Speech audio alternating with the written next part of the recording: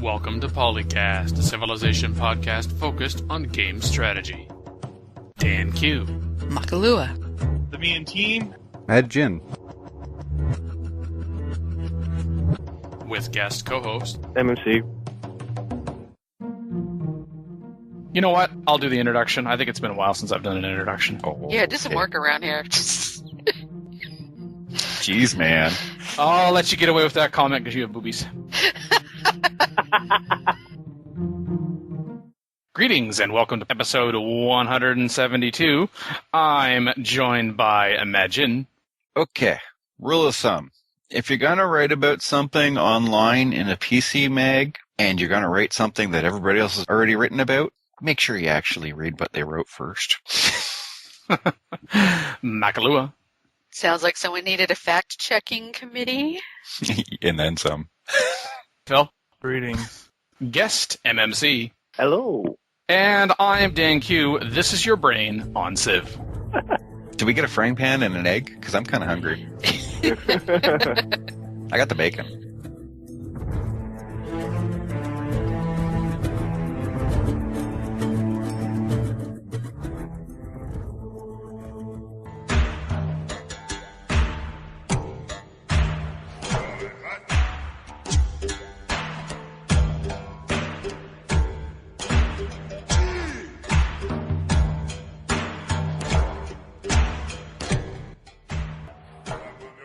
Let's start out with 2K sucking it up and saying, E3, no way. Apparently, 2K has canceled the idea of actually showing up at E3 for this year. Apparently, they're still going to be there to do, usual businessy stuff, which is not really surprising, frankly. I rarely see 2K at E3, and even if they do show up, they're often in some corner with some minor stuff, because it is a hardware conference, and only really EA, Activision, and sometimes Blizzard have any real third-party content showing up. Mostly because they are the primaries, and the Microsoft, Sony, and Nintendo groups usually go, hey look, these guys are making games for our new consoles. 2K is rarely in that list. Not to mention the fact that 2K had a fairly big showing at PAX, so they've already had their conference for the year. Well, there was PAX East, and then there's PAX, and then there's the other PAX. So yeah, I wouldn't doubt that they'd show up to the actual PAX.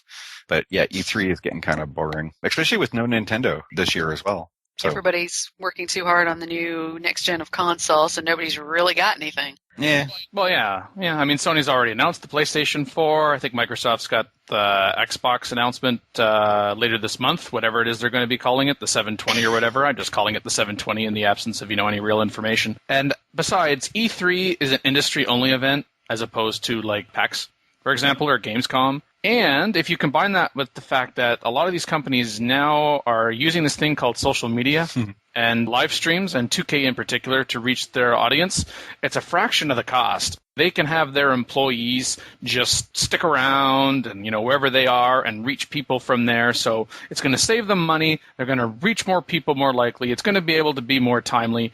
It's Take-Two Interactive, the parent company that's got meetings upstairs, and I have a strong feeling they will not be live streamed or archived afterwards for us to watch. So I guess it's not really that big of a shock, as Magin was already saying, but for those of us that remember some E3s of the past where it was like, OMG, new stuff, it makes us all feel old. because, especially with Microsoft and Sony and them, they do press events days or weeks before E3 to announce everything. Nintendo, as you said, isn't going to be there, and they've already had their big release, the Wii U. Sony, they've just had a big announcement. Yes, they'll have more information at E3, but they've had a big announcement. There's no surprises. Yeah. And Microsoft is less than a month away for their big announcement. They're not waiting for E3. I've never been big on the E3 stuff anyway, because you really can't get an accurate picture of the games there. At least I feel. They don't show you everything, and they don't show you some important things too often. Like actual gameplay? Yeah, like that. You can't even use it as a viable parameter of whether or not you want to purchase the title. To me, that would make it more useful, but that's really not what E3 is for, ultimately, I guess. It's the press event, basically. It's to build up the hype before you actually reveal solid details. Yep. Yeah, when those guys have to stand in line for hours and only get to play 15 to 30 minutes, that's really not enough to tell you what's going on. No. But apparently it's enough to rate things. I don't think you actually need to play the games to rate them these days. Yeah.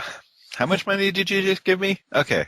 All right. This is the awesomest game ever. You should all buy it. Mm-hmm. 2 weeks later, after it comes out, oh my god, there's so many things they changed, blah, blah, blah, blah, blah, blah, blah, and they need to patch it, blah, blah, blah, blah. We're reviewing our score. But anywho.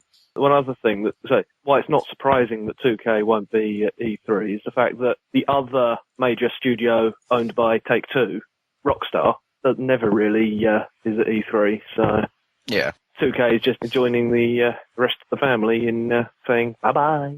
Yeah, Rockstar's the bad boy of the 2K family, yeah. So they're joining the bad boy. Oh, wow, okay. Yes, they can't tell us about Grand Theft Auto 5 yet, so no point. Yep, Rockstar is not going to be there to steal any thunder. Plonk.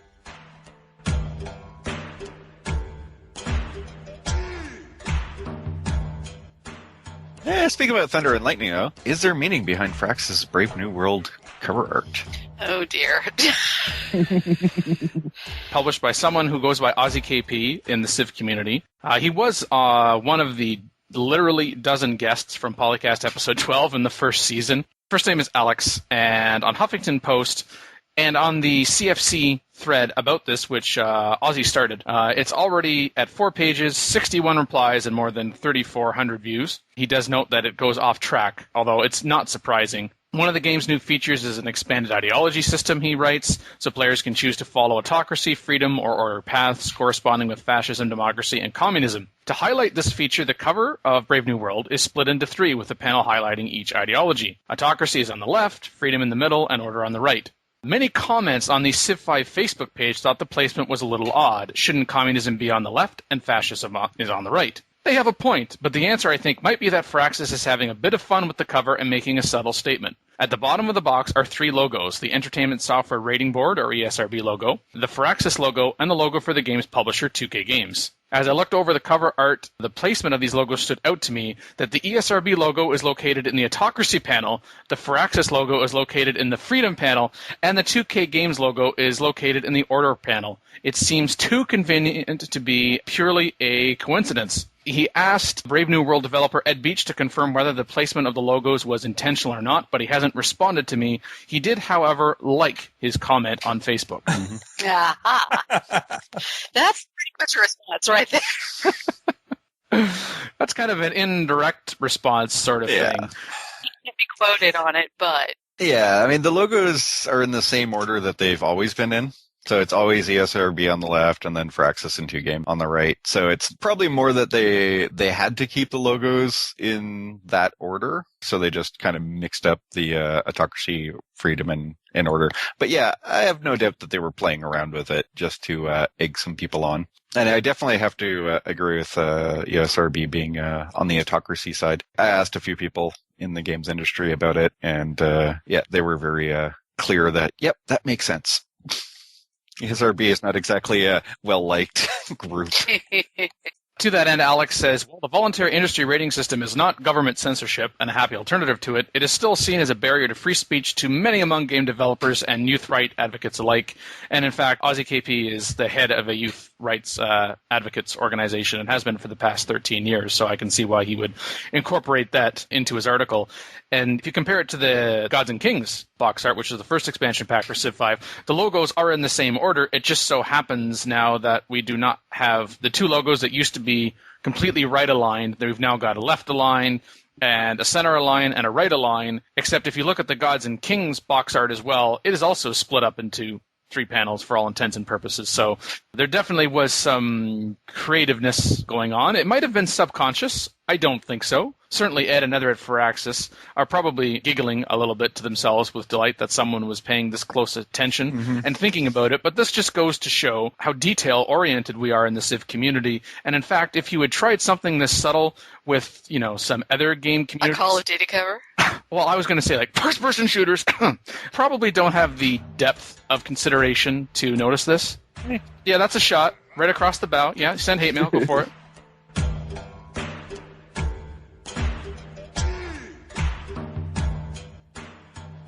There was a secondary thread where people just actually got upset about the whole reveal because they used the craptastic concept of like this and share it and we'll show you more and released it bits after bits. Yeah, it was initially shares, and then it changed to likes. Yeah. Where they said, we are listening to you, and we're switching to asking for a like to continue the exploration, quote unquote.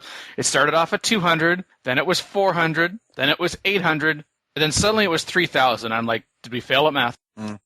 And then it was finally revealed after 10,000 likes. And of course, this was just not an excuse for a spam fest. Yeah.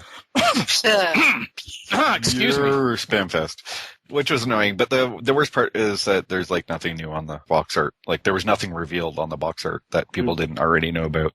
Wasn't it? Someone was saying that because of the statue, they thought that Colombia was in the. Yeah. Oh yeah, that's in the CFC thread.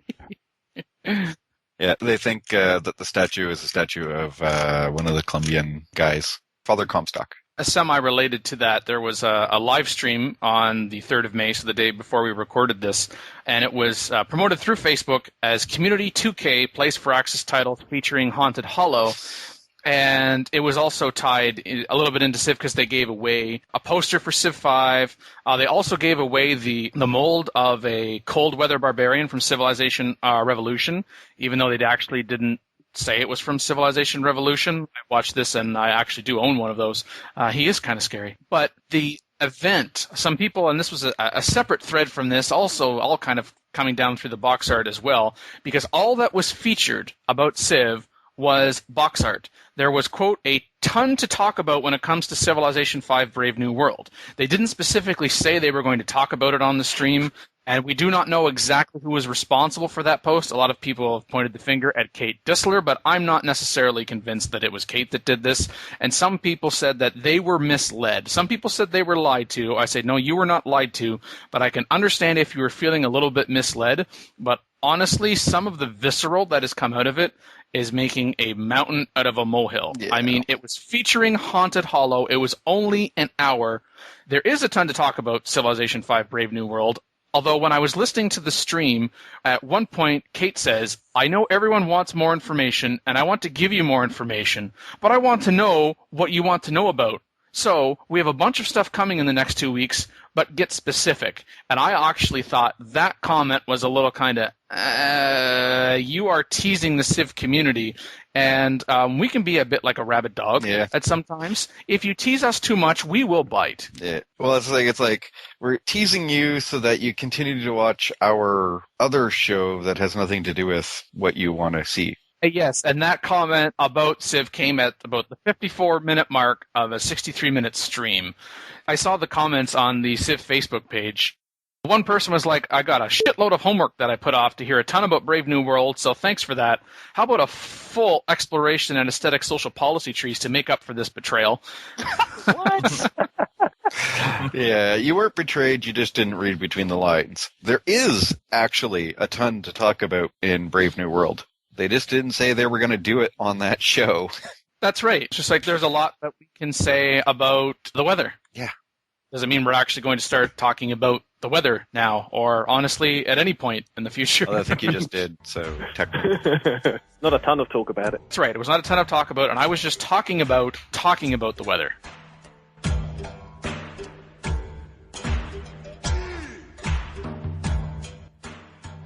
Well, since you're talking about weathers, how about we subsume that and go a little wet and exploit? Oh man, I love it when things are wet. Ooh, so you gotta That's love what she your said. submarine. There's a lot of talk that can be had about that. So, Mackie, do you like using subs against the AI? Is it an exploit? Might be. It's borderline. This is not something that the AI tends to think to defend from, although it makes it great when they have a huge fleet and you sneak up with some submarines. Boom! What fleet? I don't think it crosses the line into exploit, and the reason I say that is because the multiplayer consideration, okay? If you're dealing with this a human player, unless they are extremely out to lunch or extremely noobish, this will not work. Yes. Yeah, that too. So anyways, Iron Crown was wondering, he's playing on King, but this can work on pretty much any difficulty level. True. He went, he got subs, he was able to blow up pretty much every unit that the AI was throwing at him because they did not have their own subs. And even when they did get some destroyers out and about, it was only took a couple shots to kill those destroyers. The problem with thinking that it's an exploit is twofold. One, if something sneezes, a submarine dies. And two, there is a real exploit in the game, although it's been seemingly written in as a proper mechanic. If you bring a unit next to a submarine, it doesn't matter what unit it is. As long as it's beside the submarine, you know exactly where the submarine is, and it is seen. So it's only invisible as long as you don't know where it is. He's keeping the submarine out of range, which is basically how you're supposed to use submarines, how submarines work. They're out of range, and it's death from below. Yeah. And also, as soon as you attack with them, they are also revealed. Well, they're just revealed for the they existence, but they don't stay revealed. You just know you got blowed up by a submarine. The AI doesn't know how to play against it. Exploit. Yeah. Now, how about just fix the AI? Everything can Last turn I exploit. saw a submarine over here. Maybe I should do something about that. You know, if it didn't have the goldfish memory, maybe that would help. Playing the game is an exploit. Yep. Being a human and playing the game is an exploit. That's Yeah. true. If you exactly mirrored AI behavior, you might not technically be exploiting, maybe. True. If you think the AI knows what it's doing, If you exactly mirrored AI behavior, you'd be rather frustrated because you'd find out you can't do half the stuff the AI does. That's true, too. And you Yeah. don't get insane bonuses. well, I think Depends on what difficulty you use. yeah, you can use Settler. Exactly. Tech-wise, the AI needs to go to subs a little sooner than it does on water maps. It doesn't quite always go there soon enough. And if it did, then it would have subs versus your subs. And it would maybe still lose, but at least it would have them.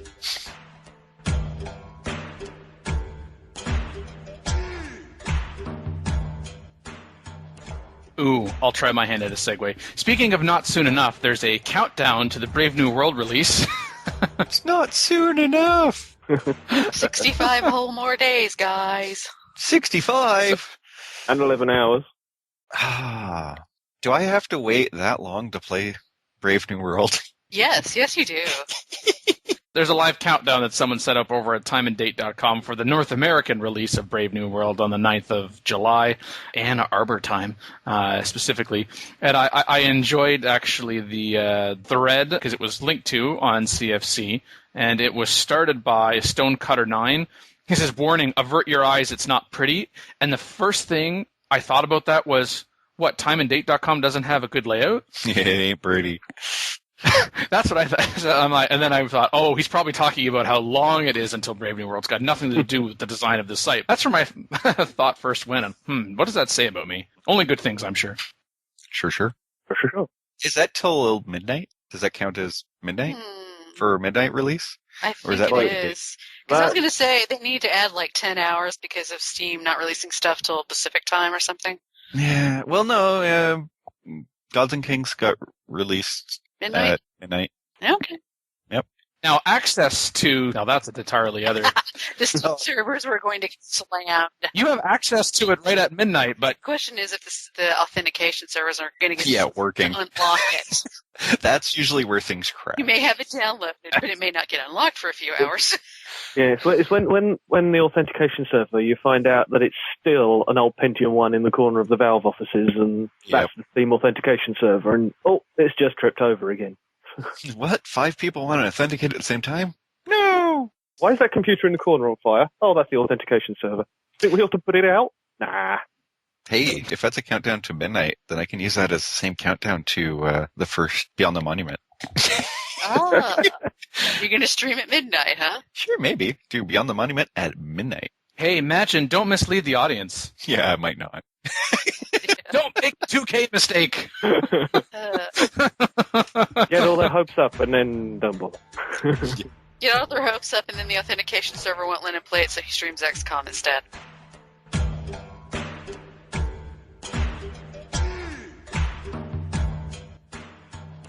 Rev 3 for Brave New World. According to the CFC thread, user Menzies, apparently a previously identified city-state is Mbanza Congo is militaristic, and then there was this whole side bent about how come it's cyan, why is it colored this way, what shade of cyan is it, what is its significance? What the hell, guys? There was a whole rant about if it was the appropriate color given the other militaristic city-states already in the game. It was awesome. And apparently Canada is out as a civilization. And, yeah, okay. Really? Are you sure? How? Where? According to him, now, if that's true, I can live with that. You know, we're used to being disappointed with the rest of the world. Wait. Oh, we'll disappoint the rest of the world by not being in the game. That's it. Seek says in the thread, apparently revealed, older antiquity sites provide more culture for landmark improvements. Earlier in the game, probably. Yeah, 1,000 years ago. If you do something on like turn 50 as opposed to something that's on turn 100. If it's the antiquity site for your first Barb conflict, i.e. turn 2 or 3, then that's going to get you a hell of a lot more culture than if, it, as they say in the video, than something you did last Tuesday. Oh, that's super awesome, yes, last Tuesday. That's what I mean by older. The most awesomest day in your life. Well, you really can't classify a recent day as the most awesomest day in your life unless you've got, like, no days left, which is pretty... The most awesomest day to date, Mr. Lawyer Dan. Okay, that's better, Mackie. I will accept that amendment and put it into the record. Archaeologists ignore closed borders.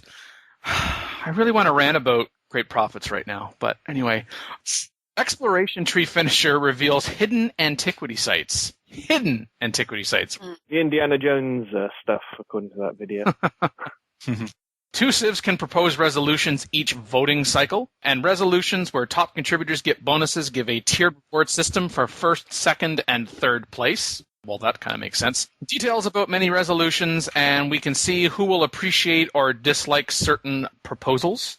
Although I think that's tied to the diplomats they talked about before. They can get us intrigued, but they don't try to steal technologies and make, civs angry at you. This was interesting. Ideologies are quote-unquote only good for 3 out of the 4 victory types, which might have been taken a little bit out of context. Eric the Great 12 kind of expanded on that to say autocracy, good at domination, not good at science, culture, and diplomacy. Freedom, good at diplomacy, science, and culture, not good at domination. And then for order, he's got like 7 or 8 question marks. Order, we don't know what the crap. I don't know. I know. Order, good for time victory. Wait. Yeah. Woo! Thanks for showing up. We're still here. We win. I don't know if they're getting it right or not. The usual line, freedom, as anti-war, therefore it must be good at science, culture, and diplomacy. Autocracy is war, but it doesn't have science, so it must be diplomacy, culture, and domination. And order, yeah, people just keep getting confused. Like, I don't know what it's meant for. What's about immediately is about autocracy, for example, says autocracy is war. What about a benign dictator? He just wants to be in charge of his country and no one else in charge. He's not really concerned about war. He's more about oppressing his own people than worrying about the rest of the world. There have been a few of those. From the Revision 3 video with regards to the diplomatic victory, if a civilization receives enough support from delegates, World Congress, then the leader will attain a diplomatic victory. The number of delegates needed depends on the number of civilizations and city-states in the game. If no civilization receives enough support to win, the 2 civilizations who receive the most support permanently gain an additional delegate to use in future sessions. So it doesn't have to be a kind of one-shot deal. You can try to springboard yourself to a diplomatic victory. I think it was an interview or something previously that was talking about it was breaking deadlocks or something. That's what it seems to be doing. It's Civ 4. You could basically keep the game going and going and going by keeping a deadlock on diplomatic votes. There was never enough votes to win. In this, it seems like if the highest votes are getting extra delegates, then eventually they can just outvote everyone and they can force a win. So It breaks the deadlock in the long run. Question is, in Civ 5, what is that long run? Because the end game is usually pretty short. So if you have to constantly spin out... And if you play on Marathon. Yeah. Yes, but then the whole game is, a marathon. Still relatively short. Multiplayers need not apply. Why not? We know from the Revision 3 video, speaking of resolutions to the World Congress, the International Games Project, you will get yourself your tourism increased by 100% for 20 turns and a free social policy. That's for the person who contributes the most production. If you get it second, you'll get +3 happiness and a one-time increase of 30 influence with city-states. And if you come in third, you just get the +3 happiness. And it's available once any civilization discovers radio. Ooh, booby prizes. What about internet radio? -3 culture. Yeah. Oh. All hate mail. We're doing a podcast on the internet and you want to give internet radio -3 culture. Have you thought this through? Well, that's what I was referencing, PolyCast. So Apparently, we're decultured. Now, Mackie, too much of anything is not a good thing. So, by that argument, having less culture is actually a good thing because you can't have too much of anything. Then by definition, it's too much, Mackie. Nope. It's too much culture. Nope. Yep. Yep. Culture wins games. not too much if you haven't won yet. Not if you disable culture victory, it does not. The World's Fair project. For first place, you'll get your culture increased by 100% for 20 turns. If you come in second, you'll get a free social policy. And if it's in third place, you get 500 points towards your next golden age. And it seems to be that these tiers are not cumulative. So, yes, I get first place. So I get first place rewards and second and third. Definitely not reading that way. And that's a good thing. I don't know. Probably is a setup like that. I hope not. Well, I'd rather the free social policy than the boost or something. Well, I agree. So hopefully that can actually track your progress as compared to other people. So if you're honestly not trying to get first, although it's more powerful in Civ 4 than in Civ 5, I don't want to complete this wonder, fail gold, oh, I built it, crap. Most of the stat screens that are hidden away in the game, they often show who's got the biggest army, who's got the most land, who's got this. So I don't see why they neglect culture and things like that, and particularly for these projects.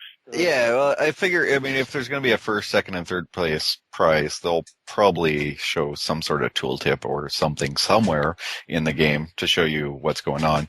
Because, you don't want to have it start and then go, well, I'm still building these units, so I'm going to finish that, and then, oh yeah, maybe I'll actually start working on that project. Oh, crap, I lost, yeah. Yeah, and then, waste a couple turns and get nothing out of it because, somebody else has already finished it, or, has gotten to the point where it's basically going to be finished, so you don't want to waste your time to do it.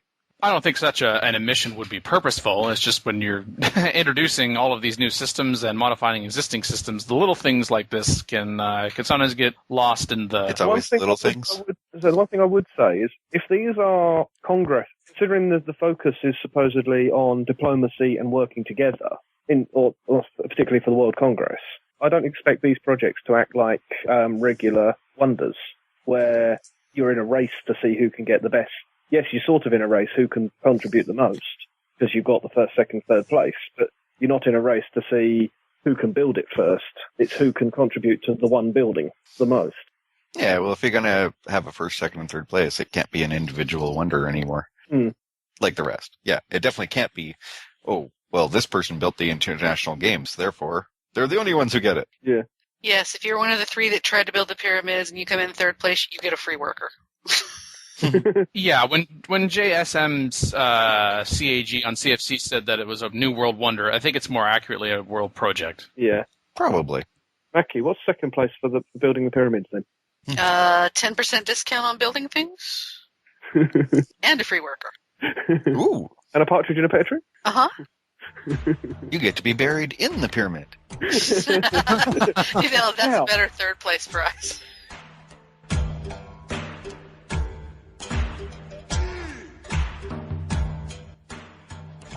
Egypt Raider has been hoping that the whole cottage system of Civ 4 would return, and that trading posts are just meh.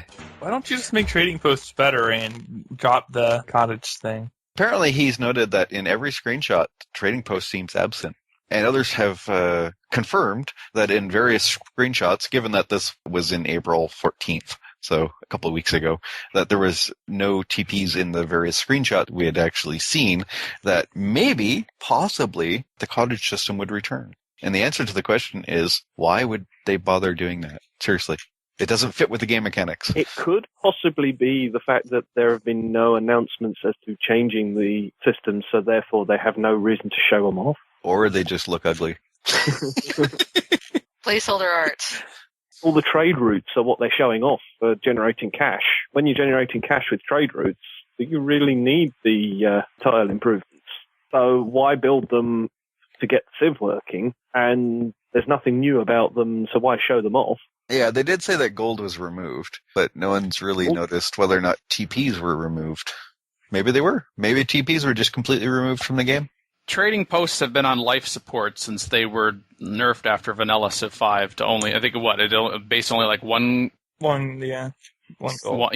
one instead of 2 gold additional output. They've been on the decline for some time now. I don't care if they were ugly or gorgeous, to be honest. It was, what's the purpose of constructing them? What's the advantage of constructing them as opposed to constructing something else?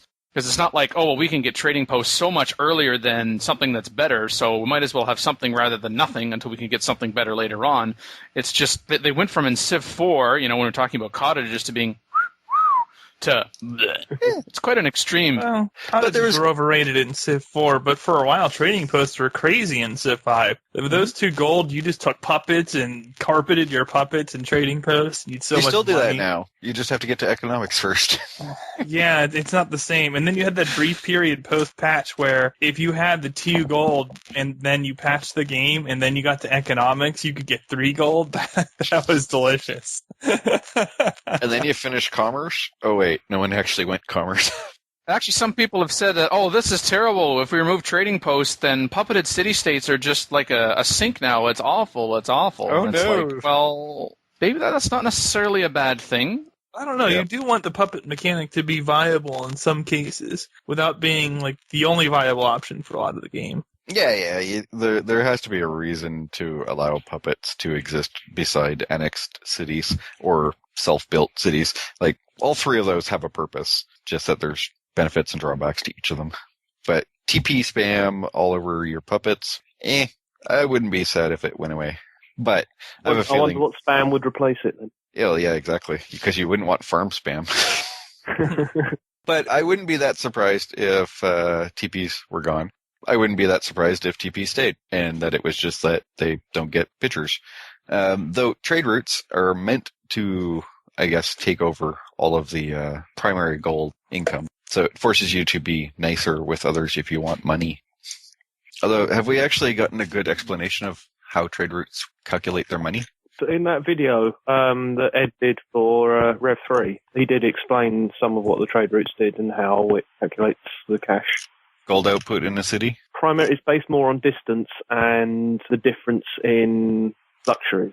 So if you've got luxuries they don't have, you'll get a bonus for the gold, and also the further you've got to travel, you'll get a bonus. The actual gold output of either city doesn't really come into it, as far as I'm aware.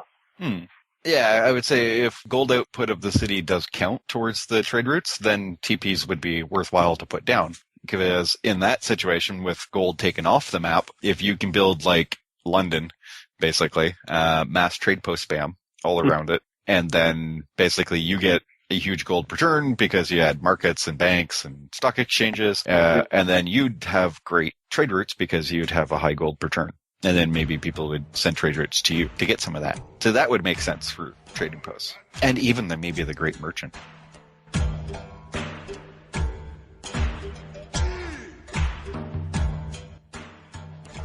For those of us who are greedy, according to CivCube, which would you prefer for future content? I like the first response in this thread. AI MP fixes. Actually, it's also the second response in the thread. Many others. Yeah. Please just fix the frickin' game. The choices are more DLC civs and scenarios, DLC downloadable content, another expansion, so that would be a third one, neither, Onward to Civ 6, or I have no opinion. Well, if you have no opinion, why did you Why press the button? bother? Yeah. Why did you vote? They wanted to express their opinion of having no opinion, which is in of itself an opinion by having a lack of one. Mm-hmm. It's like succeeding at failing. Exactly. Enjoy that. I have a compulsive addiction to vote. I've got to vote. I've got to vote. But what do I vote for? Click. That'll do. Leading the way by a significant factor is another expansion with more DLC civs and scenarios, and neither Onward to Civ 6 neck and neck. Are they necking? More or less. No, they're off by 10. Jeez, dude. No. 26% as compared to 21% in terms of overall votes. That is close. No, really. That's No. yes, Yeah. it is. Out of 220 votes, that is close. That is a. It's going to have a difference of 10%. It's close, but not close enough. There's a clear second and a clear third. And apparently, people want more expansions and more DLC than they want Civ 6. which actually is surprising. It is a little, given all the hate mail for Civ 5. I'm surprised that people haven't been sitting down and saying, this game is so broken, are we ever going to fix it? Or why don't we just start again and make a new one? Well, When people say we, they really mean somebody else. Yeah, Everraxis, could you get on that? Yeah. I am actually not surprised that Onward to Civ 6 is as low as it is. And that's because we had DLCs to start with, and then we've had Gods and Kings, and then we've had Brave New World, and we've had continual patches throughout, and general opinion has slowly been improving overall, sometimes one step forward, two steps back with patches. But particularly after Gods and Kings came out, and now reading about Brave New World, the anticipation is pretty high. I hope it's not too high. I mean, that is always a danger, of course, right? That it's not going to live up to expectations. But I think if you conduct this poll, 6 months after Brave New World. Yeah, I was going to say timing is a huge thing here. It's because we're coming up on an expansion that everybody's all, oh, no, we don't need Civ 6 yet. But like Dan said, 6 months from now, we're just going to be like, where's my new game? I can see another expansion outvoting Onward to Civ 6. One, we've got an expansion coming up. But after that, it's people saying, why do I have to buy a whole new game and then all this stuff for that? Why can't I just expand my existing game and add to that? Yeah, it's cheaper. Yeah, 'cause you keep the engine, just keep adding content. How the hell are DLCs outvoting a new game? Because mentioned right back at the beginning with Vanilla Civ 5 that there would be DLC. People were so raging. Why do we have to pay for a new Civ, just for this? Why can't we get a full expansion? Now they've had full expansions as well as DLC. But people are want more DLC rather than... Yeah, we had this conversation, I think, on the last episode, that there was also a general thought line that you should always do expansions until all the mechanic stuff is done. And then after that, sure, you get some scenarios and DLCs just to pad out the civs, but you don't necessarily need more mechanics. But maybe somebody wants specific civs and scenarios still, but doesn't think that they need more expansion, or they don't need a brand new game. There might even be some of those who saw some of that was initially introduced as downloadable content, Spain, for example, then suddenly finding itself in the Gods and Kings expansion pack, and then once people played Spain and they really liked it, or really hated it, depending upon whether you were Spain or not, because Spain is one of those civs that people say, overpowered, underpowered, neither, your mom. Those kind of arguments that people get into. Yeah. But perhaps people then played, hey, Spain, so this is interesting. I didn't get it as downloadable content, but it came out with Gods and Kings. Maybe I should look at some of the other downloadable content that came out before it. Yeah. And there's also if you want another expansion, you'll get that in a year, maybe year and a half or two, depending. If you want another game, you'll get that in about 5-6 years. So there's also the thought line of, more expansion means I get to play stuff sooner. So in a year to 18 months, I get new content, so I can keep playing this game that I like with new stuff, versus, I'll see you in about 5 years. And then another 5 years for it to be patched properly and have the mechanics put back in with new expansions. Yeah.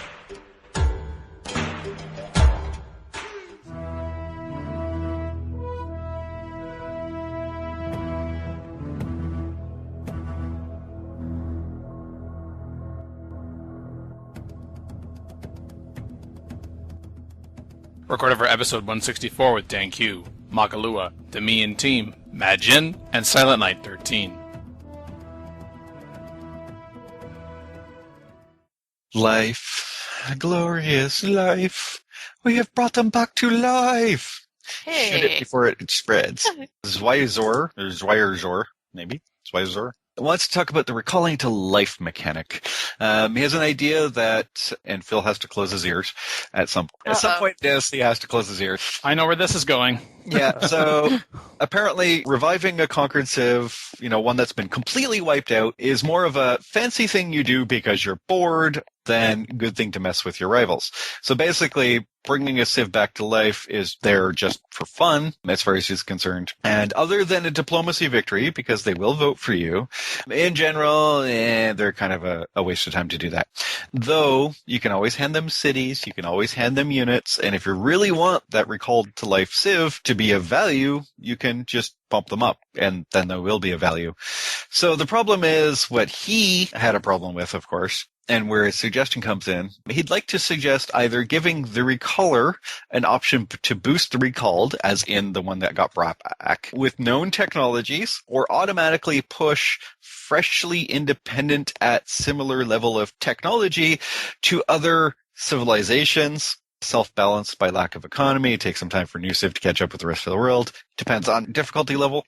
Or at least give them a temporary boost to military production, which never made sense to me. If we walked in and gave Lithuania back its independence, would they be able to produce new units? No. You'd have to build that. Stuff like that. Anyways, this suggestion is backed by written history. It does know many cases of countries gaining independence after many years, up from decades to millennia, but not a single case of sending mass-produced spikemen against tanks in the modern era. So basically his idea is give the liberated Civ techs, and later on in the thread it says, we should do tech trading because that would solve this problem. I know, yeah, the tech trading, that was Hal Cyan too that said that. That wasn't the Yeah, it wasn't the OP.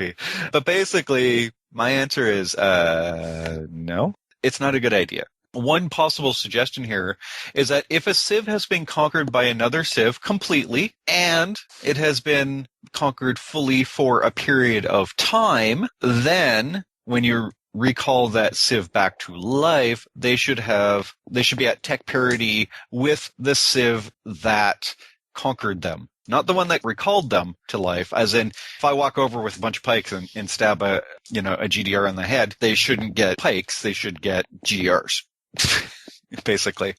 So if they've been conquered for a period of time, that's the tech that I would suggest would be the one that they should pick up.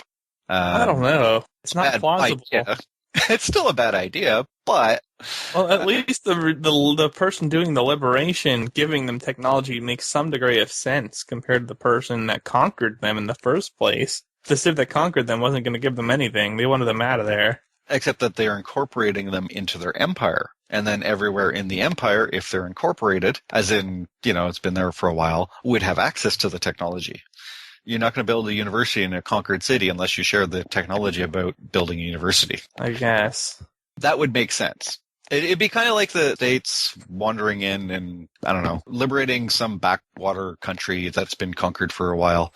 They don't automatically get access to the U.S.'s technology. I don't think the U.S. gave them the technology, though. That's why. And that's the thing. They wouldn't give them the technology. But they do have the technology of the people who conquered them long ago because they've been living there. And all right, that's fine. I don't think this will impact the majority of games regardless. Yeah, no. Some people have already said, just hand them new cities if you want them to get better. Yeah, but where would you do that? Especially if the map's already pretty crowded. Someone's getting wiped out fairly late and then brought back fairly late. Well, if you're a conqueror and you're liberating somebody, you can always hand them cities that you're conquering to offset your unhappiness problem. That's true. Which is what some people do. It's a nice storage location for cities because you can always turn around and just kill the Civ anyways if you want the cities back. That's true. It's not like they were a problem in the first place. You're a little unpopular, but you could do it. Oh, well, you're going to be unpopular anyway. That's true. But the point is, I think it's all about being able to do a diplomatic thing. The extra vote for the UN, somebody else to help you, or a buffer. Or, if you do hand a number of cities to the AI that's been recalled, you can sign research agreements with them. Because eventually they'll have a big enough empire to sign that. And you'll never have to worry about them again. The idea of transferring techs to a liberated Civ, I could see you bringing up non-military techs. All the simple stuff that's just improvement-wise. I could see some of that, but it wouldn't be tech trading or from the person doing the liberating giving the techs. I don't like the idea of feeding techs in Civ games anyway. Yeah. No. The investment you do to tech is so large. In fact, I don't like research agreements, but I think they're better than tech trades because they're less overpowered compared to other aspects of researching just pure research. But when you have some mechanic where you can take all this hard work and instantly transfer it over to another Civ, the potential for abuse or for getting completely and utterly screwed is just enormous. And it really does break the game to some extent. Like the importance of strategy versus, oh, I got this guy to hand me a bunch of techs, or oh, I handed this guy a bunch of techs and now he wins for me. No, I don't like that setup. Remove something from the game that's otherwise there, which is the importance of your turn-to-turn choices. I don't know, maybe for a short period of time, the revived Civ could have if they had enough and they were, they were able to get it, like a discounted research agreement, either in terms of gold cost or how much in terms of the science output that they would be able to get, assuming they got to the end of the research agreement. I could see that possibly, not from now until the end of the game, once they're liberated, of course, but just in the short term, as opposed to, outright gifting tax. Screw it, just give them a 50-turn golden age. Yeah. All settled and done. Done. I guess Civ that gets brought back tends not to have a great city. So Golden Age, when you're making 0 or less, isn't really going to help you much. Yeah, 50-turn golden age, troll all. It's good. 0% of 0 is. Everything is settled. I mean, some people are complaining that it's like, oh, well, whenever possible, when you liberate a Civ, the wolves are going to come trying to kill them. Well, okay. If you're going to take the effort to liberate a Civ, you've taken personal responsibility for that Civ's existence. For at least the period of time it takes to get them up and running. So don't complain if they get wiped out because you wandered over going, we liberated you. See ya. You can just liberate them again. It's all good. Do you get extra bonuses for liberating them twice? They'll vote for you twice as hard. We love you twice as much. I don't think it would matter a whole lot, though, because liberated civs along this line, they're really not competitive forces in the game ever again unless the human player goes out of his way to give them stuff that they are. I'd be worried about higher difficulty levels because the AI gets pretty massive bonuses going there. So yeah, but again, is some super AI going to liberate a civ in the first place? And if it does, will the liberated civ be any significance at all? Yeah, it depends on what they had. I mean, if they were a culture civ and they're now at one city, but it happens to have all the right stuff and they had all the right social policies, maybe. That would be pretty fluky, but I guess I could see that being a problem. Or maybe they had great relations with everybody else and everybody else votes for them. Somehow I doubt that would happen. Especially because their ability to have any significant presence with the city-states is going to be diminished, considering they don't exist and don't have any gold for a period. And if all the city-states got wiped out? Well, then who's voting for them? Other civs. Why? Because they're not you. I thought AI civs didn't do that. No, that's one of the G&K things. You can't vote for yourself anymore, so they always vote for the one they like the most. Or the less bad. I guess. I mean, we're getting into some pretty unlikely scenarios here. Yeah, but, you have to. It's better than tech trading. Yes, I will admit that.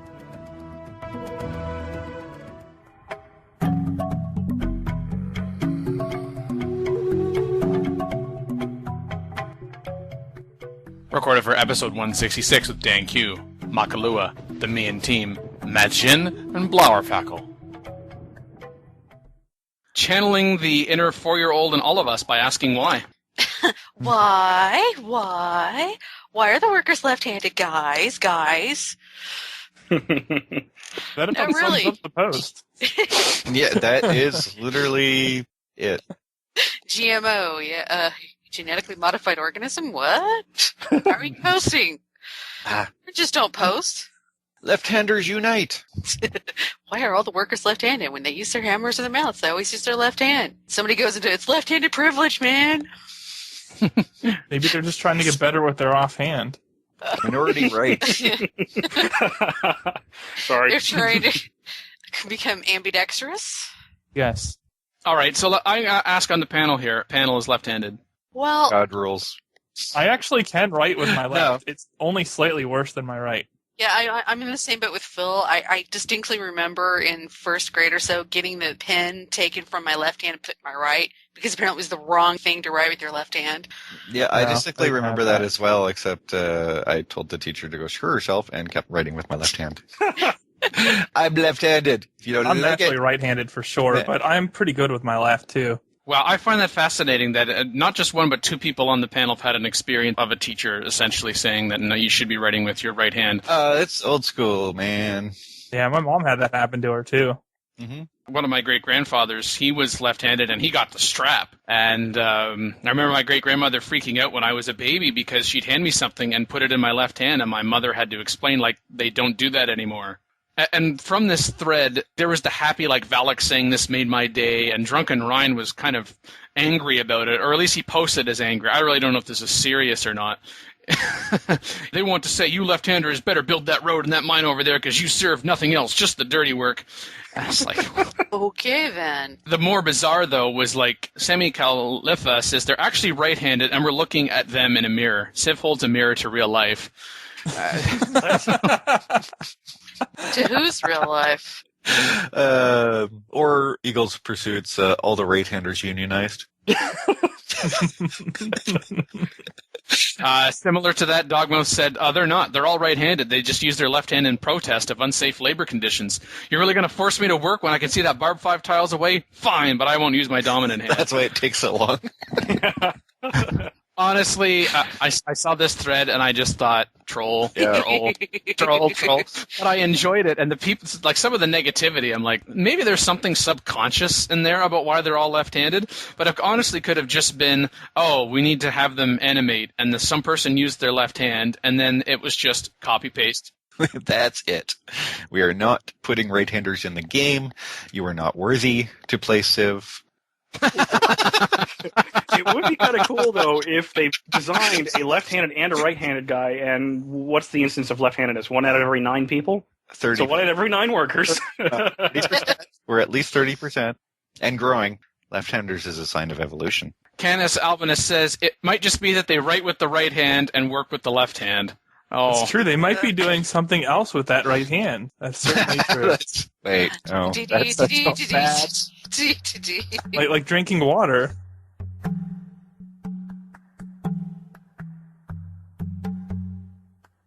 Beards. What is it with all the beards? That's actually the theme of Gods and Kings. Beards. We need more beards. Didn't you know? Beards are a thing Yes. So on your face. not mustaches, not soul patches. No, not sideburns. Beards. Full on beards. Well, what do you Full call on. Zhang's beard? That's not exactly a beard, but no. Hyperion Everon and Civ Fanatics started a just for fun poll. Mr. Beard, Civilization 5. So of all these new leaders announced for Brave New World, 3 leaders plus Shaka, their mighty facial hair has gained adoration from all the community, but can they compete with the existing bearded leaders? Dan will be happy. There's a poll. I am, but there's a fundamental flaw in the poll, unfortunately, that detracts from this, and I can either point it out or maybe Phil, because in the past, both Phil and I have pounced on people's ability to conduct polls properly. There's no banana option? No, the problem is, in the instructions, it says pick 3, and it's a multiple-choice poll, and there's no way to actually limit it to just 3. Like, there are 207 people who have voted in this poll, yet there's 517. If you add up all of the votes for all of the leaders, it's 517, and that does not divide evenly into 3. And even if it did, that would just be coincidental. But if it's 200 voters, 3 votes each, then that would be 600. So some people only voted once. That's correct. There Or hasn't less. necessarily been everyone voting 4 times. And it does say most epic beards, so it's okay to check more than one. It's plural, it's not singular. I suppose if you wanted to check them all as epic, I think your definition of epic is a little fail for you personally. But if you just remove this pick 3 part, then I would have no issue with it at all. Yeah, no Well, my pictures. issue with the poll is it's rather sexist. I want to vote for Mackie. I don't have a beard, and I'm not a Civ 5 leader, so therefore So I'm what? disqualified. I guess instead of the banana option, you can have the Mackie option. I don't think Mackie feels slighted by this at all, to be honest. Although I will say another positive in favor for Hyperion is his use of alliteration. Yes, all the leaders. Grumpy Genghis. Probably be skewered or beheaded if you called Genghis grumpy to his face. But apparently the glorious Gustavus is winning. Yeah, it's something. I think the best comment was something about his forked beard. That's what is winning it for everyone. Mhm. 'Cause it- Okay, so Stuart, what was that comment? Is this just like a 2K thing? There are lots of things we could talk about Brave New World, and then not talk about it. Mhm. You said that the best comment was someone's comment about the beard, but what was the comment specifically about the beard? I'm trying to find it. It's It's about also the a very about long beard, too. Yeah, we're going to comment about your comments without actually commenting. Well, he's still trying to find it. Second place is currently a tie between Awesome Ashurbanipal and Neat Nebuchadnezzar. Well, they've both got old school wonders of the world type of beards. Yes, they are the old wonders. They are the wonders of the world. You may not shave the beard. It is now a UNESCO heritage site. Well, they don't do beards like that anymore, now do they? Yes, because a bunch of bearded people kept doing crazy stuff, and now people are weirded out by people with beards, like Santa Claus. Yeah, unfortunately, Santa Claus is trailing in fourth. Oh, yeah. Oh, professional Pedro. Yeah. Spectacular Suleiman at 51. Yep. And Harsh Harold is at 45, which is more than Darius. Angry Attila is last with 6 votes. Yes. Wonder what he's angry about. Grumpy Genghis is only at 7, so it's really... Yeah, Attila's probably mad because he's in last. That's why they're angry and grumpy. He got the crappy beard. Yeah, it was Uberfrog who said it's all about Gustavus' fabulous forking beard. Don't try to say that 3 times fast. Fabulous forking beard. Fabulous forking beard. A fabulous forking beard. See, I was hoping someone would just say that. Because, as soon as you tell someone not to do something, they turn around and do it.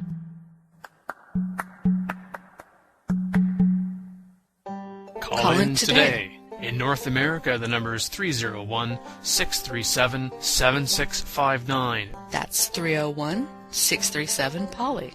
In Europe, 44121-288-7659. That's 44121-288-POLY.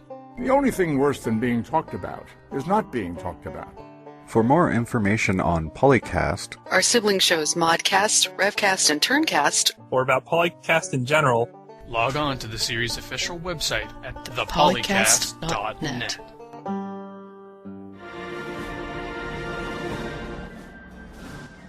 There's many reasons why people would vote for stuff. Some people just like clicking. Yes. Ooh, a button, click. Maybe that's how PolyCast was nominated for Best Produced Podcast last year, is because people just click and, oh, wait a minute. Oh wait, that's not the delete podcast button. That's the vote button. Why did we vote for this? Oh. You know why it's been 2.5 years since Stuart's been invited on this show. Speaking of which, want to walk us out of this? Or lead us in a charge out if you prefer. Be a tactical retreat. Oh, what do we do? What were we talking about? Civ. Is Talking this about game. I don't think a tactical retreat is possible anymore. Okay, this has been PolyCast episode 172. Repeat after me. Say repeat after me, Stuart. Repeat after me, Stuart. Oh, get up the top. This has been a Polycast episode 172, and we've been talking about 2K No, games. no one cares about that part. We don't have to go over the topics. Yes, we don't summarize the topics anymore, Stuart, but that... Thanks for the old school reminder. I don't know. It's been 2 years. I told you. What I find enjoyable is what we don't do anymore, but we still do. You forgot. Who's here? I don't remember. No. Well, we've got Makalua. Do we do that? Yes. apparently that's her closing statement. Yeah. Brain freeze. Imagine. Yeah, that's it. I'm out. The me and team. Been fun, son. I'll use the wet tactics of the submarines. Thank you. You're left in the center, right? Okay. And me, Stuart MMC Rush.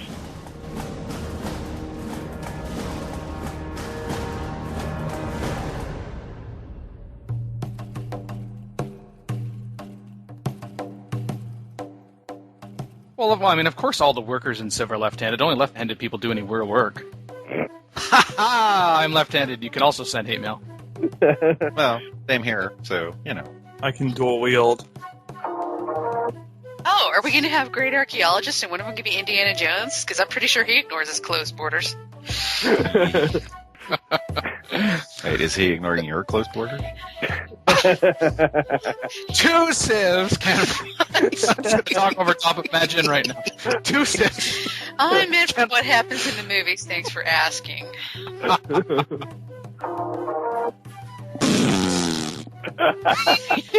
So, tell us how you really feel. Imagine, can you spell that for us, please, for the record?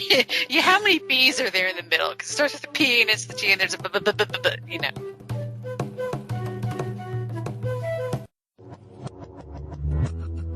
Record date May 4th, 2013.